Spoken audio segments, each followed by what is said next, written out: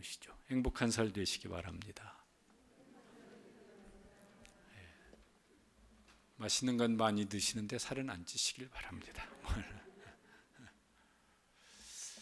설 명절인데도 여러 가지 사정으로 이제 이렇게 그냥 홀로 혹은 부부만 이렇게 이제 지내시는 분들도 계십니다. 다른 때 같으면 그러니 이럴 수도 있는데 이제 명절인데 또 일어나 그러면 이제 마음이 좀 슬퍼질 수도 있을 것 같아요. 반면에 아유 또 뭐요? 나는 그게 오히려 불편한데 혼자 지내는 사람 그 사람 참 한없이 부럽네. 또 이런 분도 계실 수도 있을 것 같습니다. 지난 명절 때도 모여서 그렇게 안 좋게 또 헤어졌는데 또 뭐 해야 돼? 뭐 읽다 보니까 병명이 명절 후유증. 그래서요. 사전에도 있더라고. 명절을 지나면서 몸과 마음이 뭐 이렇게 어떻게 막 이렇게 되어진 증세. 명절 지나면요. 명절 후유증을 앓는 분들도 계신가 봐요. 명절 행복증 뭐 이런 건 없나? 명절 감사증 뭐 이래서 명절을 보냈더니 이게 기운도 솟아나고 감사한 일이 참 많고 행복하다. 그런 소리는 별로 그렇게 많지는 않은 것 같습니다. 어떻게 하면 좋을까? 이제 오늘 명절을 맞이하면서 잠언 10장 12절 말씀을 함께 나누면서 이렇게 되면 좋겠다 싶습니다. 미움은 다툼을 일으켜도 사랑은 모든 허물을 가리느니라. 미움은 다툼을 일으켜도 우리 속에 미움이 있어요. 그것도 보면은 사람 속에 있는 인간 본성일 것 같습니다. 근데 이 본성이 어디서 생겨난 걸까? 하나님이 주신 본성일까? 그럼 그거는 이제 아니죠. 이게 미움이라는 것 어떤 죄에서 나오는 본성이니까 이거 어디서 생겼을까? 요한일서 3장 8절에 죄를 짓는 자는 마귀에게 속하나니 마귀는 처음부터 범죄함이라. 죄의 원조는 마귀고 그 마귀가 사람들 속에 죄를 짓는 본성을 이제 심어 놓았어요. 그 중에 한 가지가 미워하는 본성도 거기에 해당될 것입니다. 왜 마귀는 이런 본성을 사람들에게 넣어줬을까? 마귀 자체가 마귀고 사탄이 저 이사야서 혹은 요한계시록에 보면요 자기를 다 최대한 높이려고 그래요. 그러면서 무슨 짓을 하느냐면은 다른 존재는 이렇게 낮추는, 깔아뭉개는 뭐 이런 일을 이제 합니다. 이렇게 교만한 거죠. 교만하면 마음속에 뭐가 들까 그러면은 그 옆에 있는 어떤 비슷한 사람들을 나아 보이는 사람들을 시기하고 질투하고 그런 그 사람 속에 있는 뭔가를 끄집어내서 험담을 하고 그게 이제 내 귀에 들려오면 다투게 되어지고 관계가 깨어지고 뭐 이런 일들이 이제 연달아서 일어납니다. 태초부터 주님 다시 오실 때까지 마귀는 사람들 사이에서 일을 끊임없이 해서 괴롭게 만들고 관계가 불행하게 만들고 이런 일을 이제 하고 있습니다. 이거 미워하는 이제 이 감정이 이게 잠깐 이렇게 스쳐 지나가면은 뭐 별 큰 일은 없을 것 같은데 이게 마음속에 이제 계속 품어지면 이게 무슨 일이 생길까? 시력이 변하는 것 같아요. 이 눈의 시력이 아니라 우리 마음의 눈의 시력이 변하는 것 같습니다. 마음의 시력이 점점 나빠져요. 무슨 소리일까 하면은 미워하는 그 대상을 바라보는데 그 사람 속에 있는 무슨 장점, 좋은 점, 선한 면 이런 건 못 보게 만들어요. 그런 쪽으로 눈이 점점 더 어두워집니다. 요한일서 2장 11절에 저런 말씀이 있습니다. 형제를 미워하는 자는 어둠에 있고 저 어둠은 죄를 가리키는 것이에요. 이는 그 어둠이 그의 눈을 어떻게 했습니다? 멀게 하였습니다. 그의 미워하는 그 마음이 그의 눈을 멀게 만들어서 그 사람 속에 있는 선하고 아름답고 뭐 장점이고 이런 것들을 보지 못하게 만든다는 거예요. 그래서 그 미워할수록 아주 나쁜 인간 막 뭐 흉악하니까 이렇게 이제 여기게 되어지는 것입니다. 미워하면 미워할수록 그런 것만 생각을 하죠. 그 사람의 어떤 부정적인 것만 생각을 하니까 그게 참 더 커지고 또 그런 거 얘기할 때는 내가 이렇게 그 본 것만큼 어떤 사실만큼 얘기하는 게 아니라 부풀려서 얘기를 해요. 누구에게? 고개 동조해 줄 사람한테 얘기를 합니다. 그래서 그 얘기가 건너가면 뭐예요?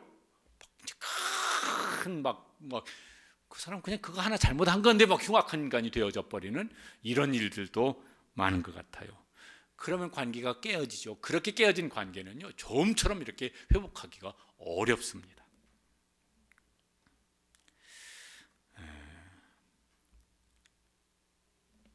성경에도 막 이런 사람들, 이게 막 뻔데 나왔고 막 이렇게 상관없는 사람들이 아니라 이 미움은 가까운 관계 속에서 이제 작용을 하는데, 여러분요, 맨 처음 사람 아담과 하와도 막 처음에는 막 너무 좋았어요. 그런데 죄가 들어온 다음에 뭐예요? 하나님이 주신 이 여자가 막 무슨 막 이러면은 그 다음에는 안 나왔지만은 아마 그 여자는 이제 하나님께서 주신 이 인간이 뭐 이러면서 막 얘기가 됐을 것 같아요. 그런데 거기는 잘 기록이 안 됐지만은 그 다음 형제끼리 이제 심각한 일이 생깁니다. 가인이 아벨을 미워합니다. 시기심으로 미워합니다. 그냥 이렇게 그 미움을 그냥 막 점점 더 막 미워하는 마음을 마음속에 키웠어요. 뭐 했습니까? 동생 죽였습니다. 이 형제간의 한 일이라니까요. 그 요한일서 3장 15절에 보면 저런 말씀이 있습니다. 그 형제를 미워하는 자마다 뭐 하는 자니? 살인하는 자니. 그 미움을 그냥 키워놨더니 살인까지 해버리게 되었어요. 마음으로 저 죽일 놈, 그러다가 나중에는 행동까지 해버린 것입니다. 에서와 야곱은 쌍둥이 형제입니다. 그런데 에서가 야곱을 미워하는 마음이 이걸 마음에 계속 품어뒀습니다. 그랬더니 이제 어떻게 하기로 마음에 결심하냐면은 죽여버리겠다. 그래서 실제로 죽이지는 않았지만 그것 때문에 이제 뭐 형제가 흩어져가지고 20년 동안 얼굴을 못 보고 살고 나중에 뭐 만나긴 했지만요, 역시 같이 안 살아요. 따로 떨어져서 그냥 그때 한번 얼굴 본 거 이후에는 아버지 장례식 때 외에는 그냥 형제가 남이 돼버렸습니다. 그 야곱에게 12아들이 있습니다. 그 11번째가 요셉인데 그 형들이 했던 것도 나옵니다. 그러니까 다 그때 그 가족들이에요. 어떻게 하냐면 그 형들이 이제 이렇게 합니다. 그 동생 요셉을 굉장히 미워하는 마음이 있었습니다. 어떻게 하냐면 저렇게 해버리자. 그리고 형 10명이 저렇게 뜻을 같이 했습니다. 어떻게 하기로? 죽여버리기로. 죽이기까지는 않았지만은요, 노예로 외국에 팔아버렸습니다. 이 사람들이 하나님 모르는 사람들이었습니까? 아니에요. 그런데도 그 속에 있는 미움을 그냥 품고 계속 키워놨더니 저렇게 했습니다. 그러니 그런 마음으로 막 가족이 모인다 그러면 얼마나 괴롭겠습니까? 차라리 혼자 있는 게 낫지. 잠언 15장 11절에 보면은 저것도 참 슬픈 얘기예요. 같이 읽어보시죠. 채소를 먹으면서도 사랑하는 것이 살진 소를 먹으며 서로 미워하는 것보다 나으니라. 이번 명절에는, 명절이니까 뭐 맛있는 것도 많을 건데, 살진 소고기를 먹으면서 사랑하게 되시기를 바랍니다.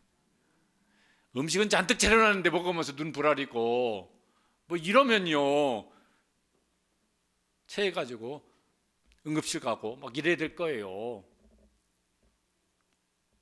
여러분, 가족은 괜찮으십니까? 이번 명절에 이미 이제 오늘 뭐 예배드리고 가서 만나시게 될지 어떻게 하실지 모르겠는데 만나면 괜찮으시겠습니까?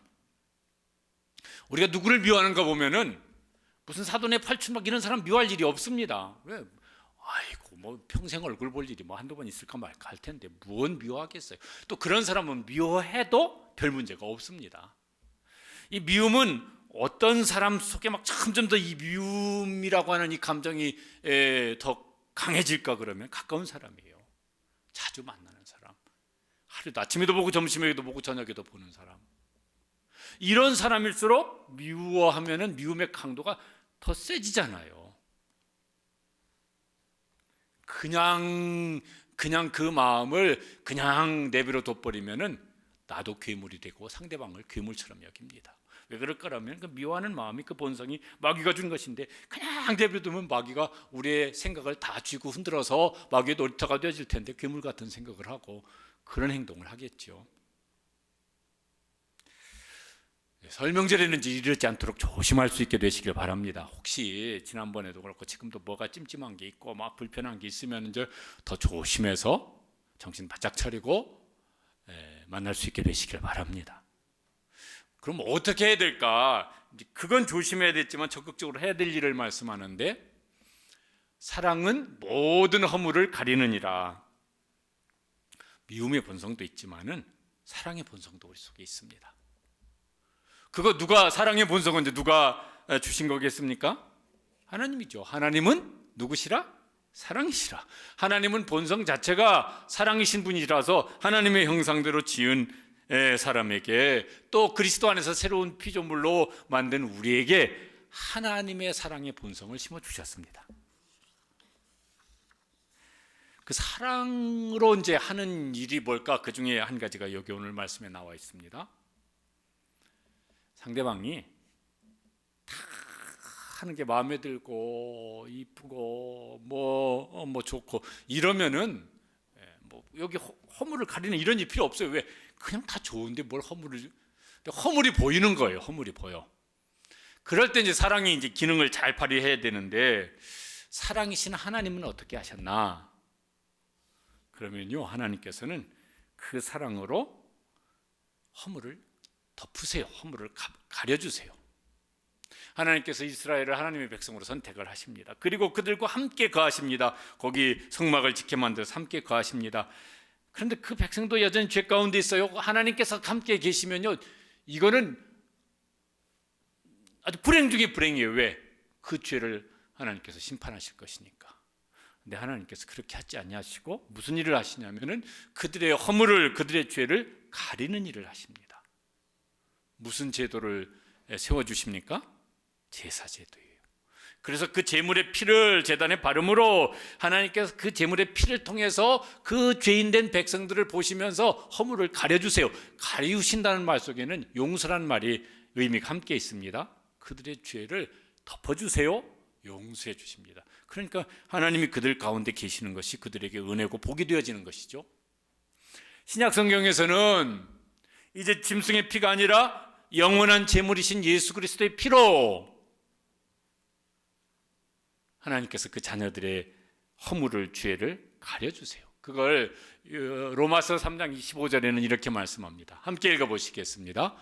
이 예수를 하나님이 그의 피로써 믿음으로 말미암는 화목제물로 세우셨으니 이는 하나님이 길이 참으시는 중에 전에 지은 죄를 간과하심으로.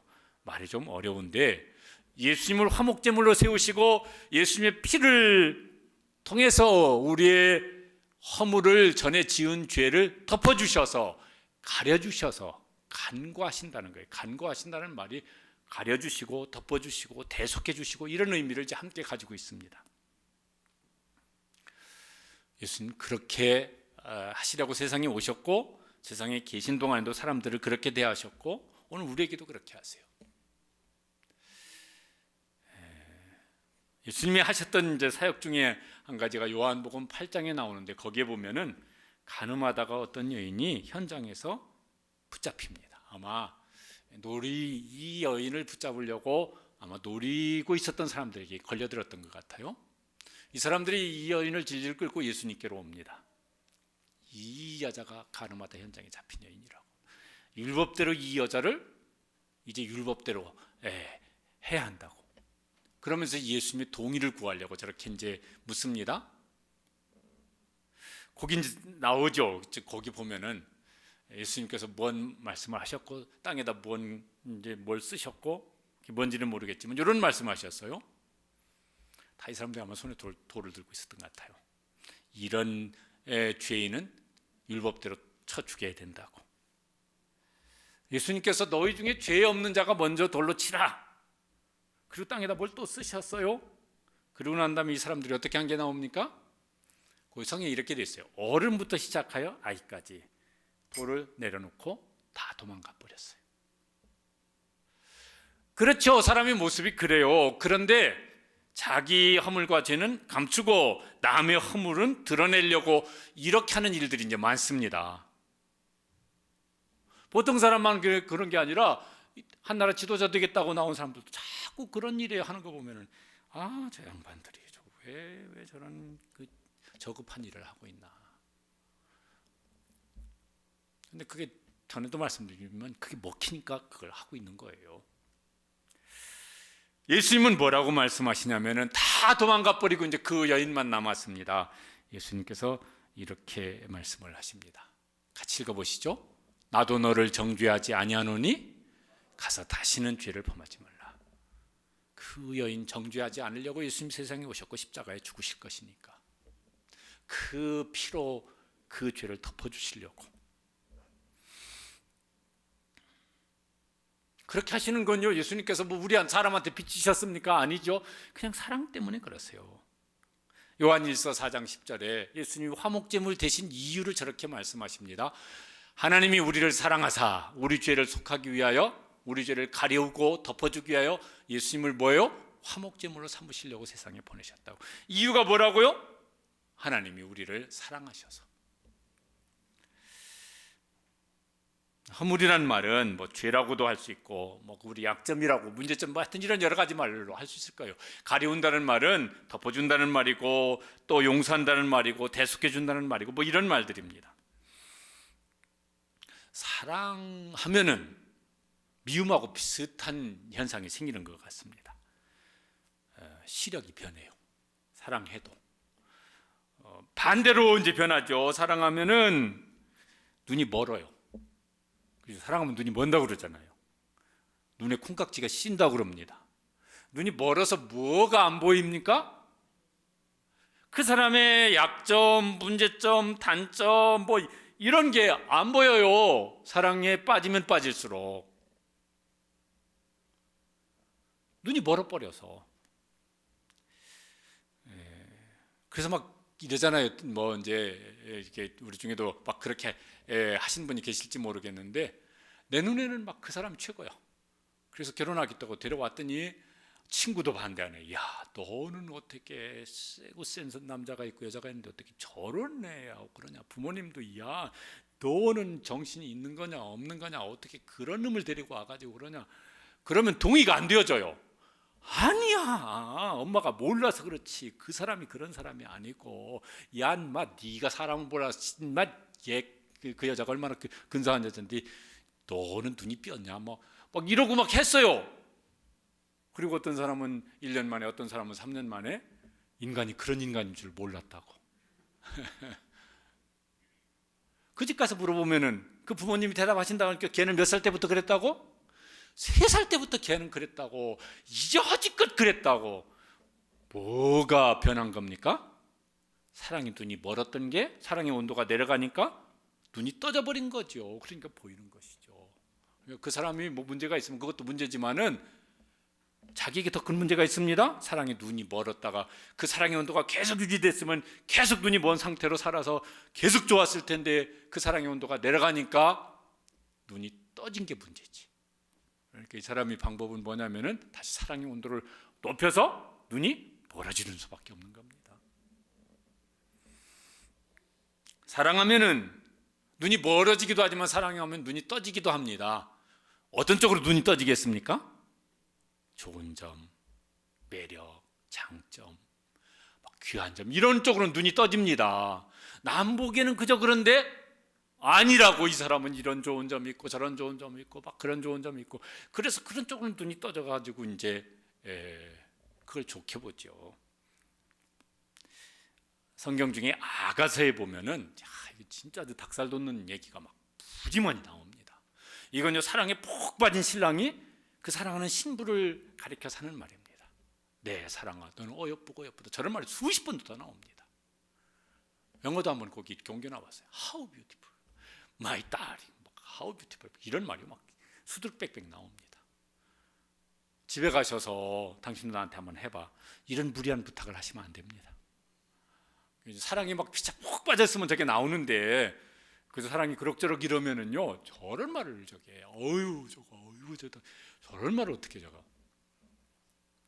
근데 저 아가서를 설명을 할 때 저게 지금 막 사랑에 푹 빠진 남녀의 이야기를 무슨 연애 편지를 성경에 써놓은 것이냐, 그렇지 아니하고 저거는 신랑이신 예수님이 그의 신부인 교회를 어떻게 바라보시는지를 그렇게 설명하는 것이다. 이렇게 이제 아가서를 주로 해석을 합니다. 에베소서 5장 27절에 보면은 부부 얘기가 나옵니다. 남편들의 아내를 사랑하라. 그런 중에 저 말이 들어가요.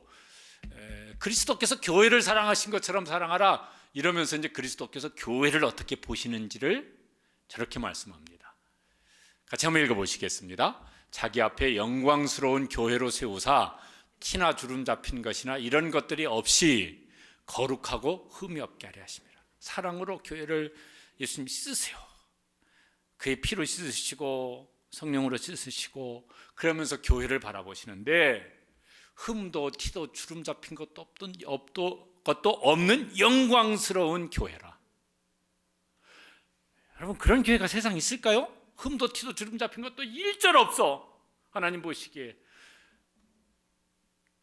그러면 좋겠지만은 그건 나중에 저 천상에 있는, 우리가 주님 오셔서 저 하늘에 있는 교회는 그렇게 될 거지만 땅에 있는 교회는요 다 문제가 많아요. 근데 주님이 뭘 잘못 보신 건가?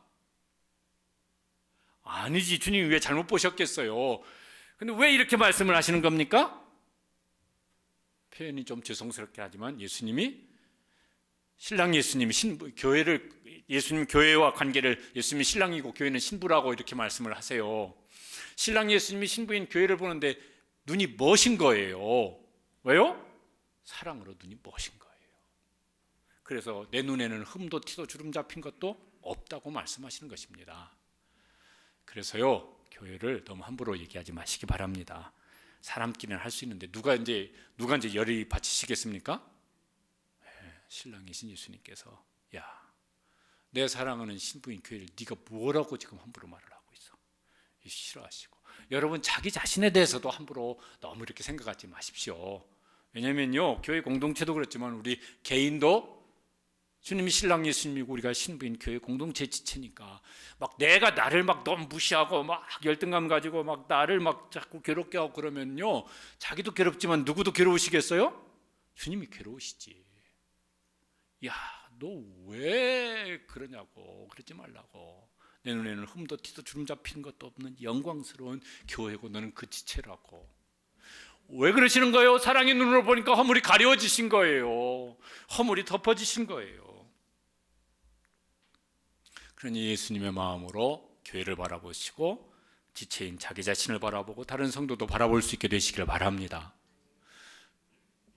그게 진리예요. 그게.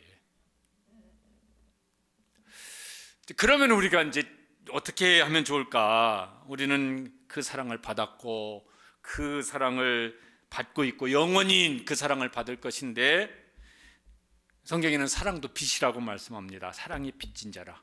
빚은 어떻게 해야 됩니까? 갚아야 됩니다. 이번 명절 때라도 혹시 부모님을 만나든지 형제를 만나든지 빚진 게 있으면요, 다든지 아니면 그 중에 5만 원이라도 갚든지 그러면서 갚으세요. 이렇게 야, 너 뭐 지난번 포간 거 뭐 어떻게 뭐 좀 뭐 안 되냐? 그런데 모처럼 명절 많았는데 돈 얘기하고 진짜 성질나게 이러네. 그래가지고 이렇게 방귀 내면 썩 낸다고 막 치고 그러면요 안 돼요. 그건 아만 성경에도요, 부모의 돈을 자기 것인 것처럼 여기면은 그 도둑놈이라고 성경에도 나와요. 빚은 갚아야 되는데 돈 빚도 갚아야 되지만 무슨 빚도 갚으라고 말씀하십니까? 사랑의 빚도 갚으라고. 요한일서 4장 11절에 사랑의 빚을 저렇게 갚으라고 말씀하십니다. 읽어보시겠습니다. 사랑하는 자들아, 하나님이 이같이 우리를 사랑하셨으니 우리도 서로 사랑하는 것이 마땅하니라. 여러분, 저 사랑은 아시죠? 신약 성경에 사랑이란 말이 원래는 무슨 말이라고요? 아가페라고.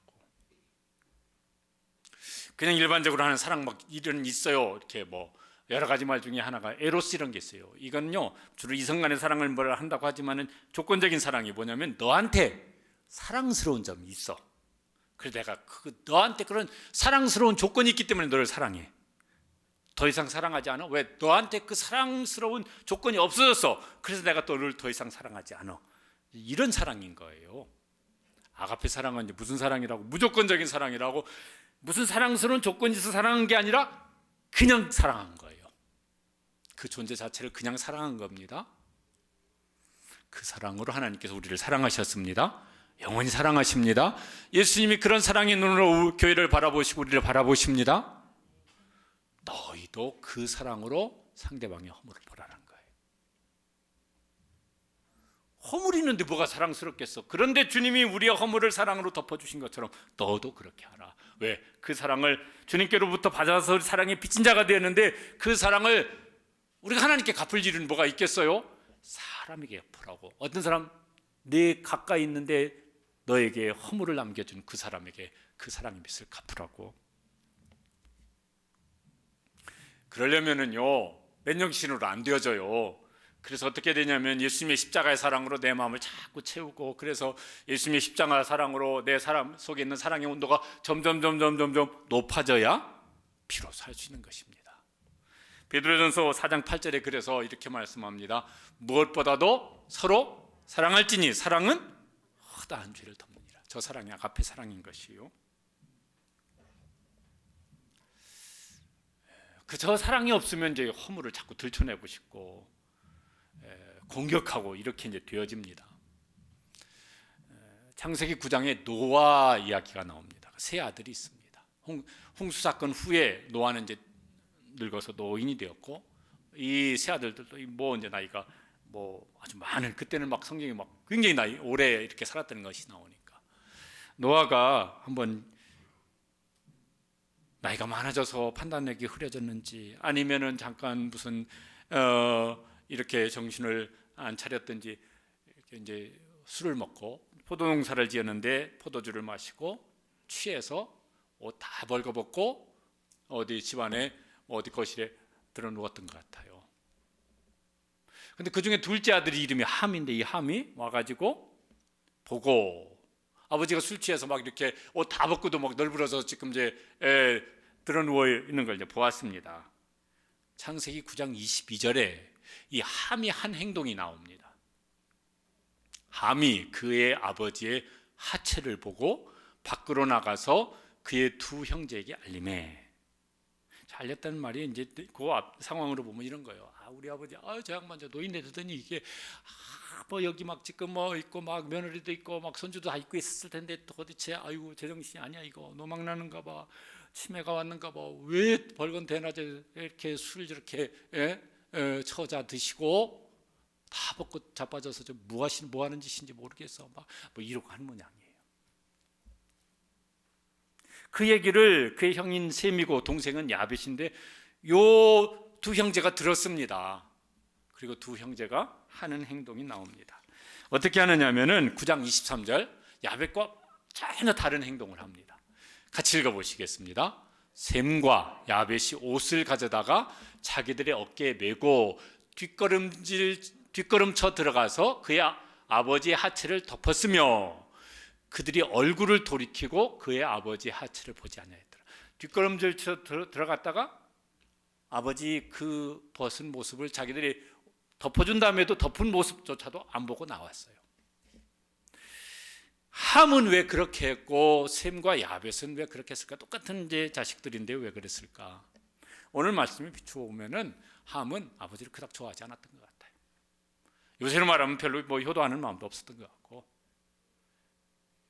아버지가 예전에 했던 것 중에 뭐 이렇게 뭘 마음속에 이렇게 싫은 것만 기억이 많았었던 것 같고, 저 노인네 말이야, 나이 먹어가지고 말이죠, 이렇게 말이지, 저런 짓이라고 말이야, 뭐 이러고 막 뭐가 뭐 이렇게 부글부글 하는 게 많았었던 모양이에요. 셈과 야벳은 아버지 귀하게 여기고 아버지 부끄러운 것 그럼 우리가 덮어드려야지, 우리가 가려드려야지. 그래서 저런 행동을 했습니다. 이번 설에 만나거든 함처럼 하지 않게 되시길 바랍니다. 부모님이 됐든 형제가 됐든 셈과 야벳처럼 하시길 바랍니다. 유명한 그 작가인 톨스토이가 한 말이 돼요. 오늘 말씀하고 비슷한 분위기인 것 같아요. 뭐라고 말했냐면 이렇게 말을 했습니다. 사람은 때때로 남의 결점을 파헤침으로써 자기의 존재를 돋보이게 하려고 한다. 그러나 그렇게 함으로써 자신의 결점이 드러낸다. 사람은 총명하고 선량한 사람일수록 남의 좋은 점을 발견한다. 저 사람이 기독교 신자인 사람인데 아마 성경 보면서 그런 깨달음을 가졌던 모양이에요. 유명한 전도자였던 빌리 그레함 목사님, 한국에 와서도 크게 영향을 끼쳤던 분이신데 그 사모님이 루스 그레함이라고 하는 분인데 그분은 저렇게 말을 하셨다고 합니다. 내 남편을 변화시키는 것은 하나님이 하실 일이다. 내가 할 일은 그를 사랑하는 것이다. 남편을 바꾸겠다고 허물을 들추고 무시하면 가정의 행복은 깨질 것이다. 그렇게 막 전 세계적으로 수많은 부흥운동을 일으켰던 그 목사님도 아내가 보기에는 허물이 꽤 있으셨던 모양이에요. 그러죠. 아내의 불꽃 같은 눈동자로 볼 때 허물이 없는 남편이 누가 있을까? 그러면요, 다 있을 거예요. 그런데 이 사모님이 굉장히 훌륭하신 분 같습니다. 그걸 고치는 일은 하나님이 하실 일이고 내 일은 그냥 그 허물이 있더라도 그 남편을 사랑하는 것이다. 그거 들춰내서 내가 고치려고 그러면은 우리 가정에 불화만 생길 것이다. 오늘 말씀을 잘 실천하신 분 같습니다. 말을 하더라도 미움으로 말을 하면요, 그 말은 굉장히 위험한 말이 되어져요. 그래서 잠언 10장 11절에 보면은 이렇게 말씀하고 있습니다. 같이 읽어보시죠. 악인의 입은 독을 먹는. 악인의 입이라고 그랬으니까 그 뭐예요? 입에서 나오는 말이죠. 그 말에는 뭐가 들어있다고? 독이 들어있다고. 그럼 그 말을 듣는 사람이 독을 먹게 되어지고 말하는 사람도 그 독이 자기 인격 속에 퍼지게 되어집니다. 그런데 사랑으로 하는 말은 반대의 효과가 있습니다. 저런 효과가 있습니다. 읽어보시죠. 지혜로운 자의 혀는 양약과 같으니라. 오늘 말씀이 좋으면 이제 사랑으로 말을 하면은 듣는 사람의 좋은 보약과 같은 효과를 준다고 말하는 사람에게도 그렇게 있겠죠, 당연히. 어디 보니까 무슨 영국의 어떤 대학의 그 교수들이 사랑에 푹 빠진 사람의 뇌를 그 MRI로 촬영을 해가지고 어떻게 이게 변하는지 이런 걸 연구한 게 있대요. 그래서 그게 무슨 어떤 학술지에 실린 거래요. 그런데 이렇게 변하더래요. 뭐 이렇게 무슨 뭐 전두엽 여기 뭐 이렇게 생각하고 뭐 이런 거라 그러죠. 여기에 어떤 그 뇌세포들이 어떤 활동을 하는 건 막 활성화되어지고 어떤 쪽으로는 굉장히 둔화되어지더라고. 근데 어떤 쪽으로 둔화되어지냐면은 부정적이고 비판적인 이런 어떤 사고를 하도록 하는 것은 그 뇌세포 기능이 확 둔화가 되어지고 그렇게 되어지더라는 거예요. 반대로 뭐예요? 긍정적이고 막 이런 건 확 활성화되어지고. 그러니까 사랑에 빠지면 눈이 먼다는 게 과학적으로 맞는 말이라고. 여러분, 뇌를 누가 만드셨습니까? 하나님이 만드셨죠. 그러니까 사랑에 푹 빠지면 뭐예요? 눈이 보는 게 맞는 것 같아요. 그렇지, 안 보이고. 그 대신 좋은 점은 더 돋보이고. 그냥 인간적인 사랑의 감정도 그러하거든. 예수님의 십자가 사랑으로 우리의 마음이 채워지면 얼마나 더 그러지 않겠습니까? 세상에 좋은 점은 하나도 없고 아주 나쁘고 못된 점만 다 있는 그런 사람이 있을까 그러면은 없을 거예요. 흉악한 뭐 이런 사람도요, 자기 가족은 얼마나 챙기고 막 뭐 이런 거 합니다. 반대로 좋은 점만 가득하고 막 문제점은 하나도 없는 이런 사람 있을까요? 성경에 의인은 없나니 하나도 없다고 그랬으니까 그런 사람은 없어요. 다 있어요. 그러니까 좋은 점도 있고 정도 차이가 있겠지. 좋은 점도 있고 뭐 나쁜 점도 있고 잘하는 점도 있고 못된 점도 있고 있어요.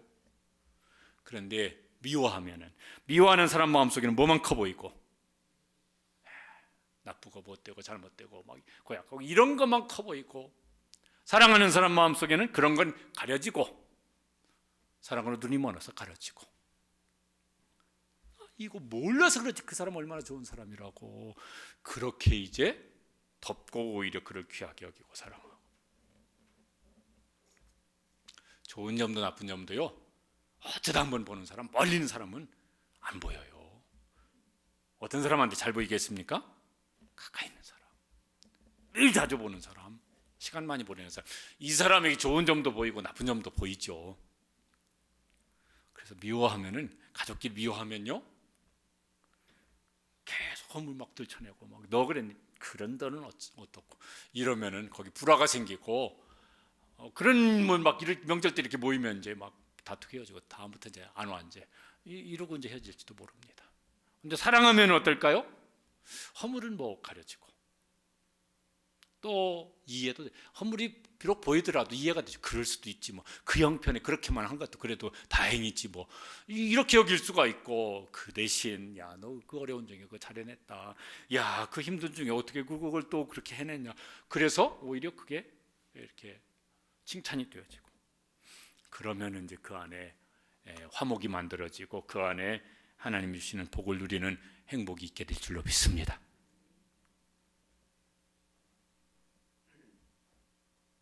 미워하면은 다툼이 일어나고 사랑하면 어떻게 한다고? 허물을 가려운다고. 이번 설 명절에는 특별히 다른 때도 그래 해야 하겠지만은 명절에 가족들이 모이니까 허물은 가려지고 그 안에 아름다운 피차 서로 귀하고 사랑스럽게 여길 것들은 더 드러나서 화목하고 행복을 누리는 이런 우리 모든 성도들 되시기를 주님의 이름으로 축복합니다. 함께 기도하시겠습니다.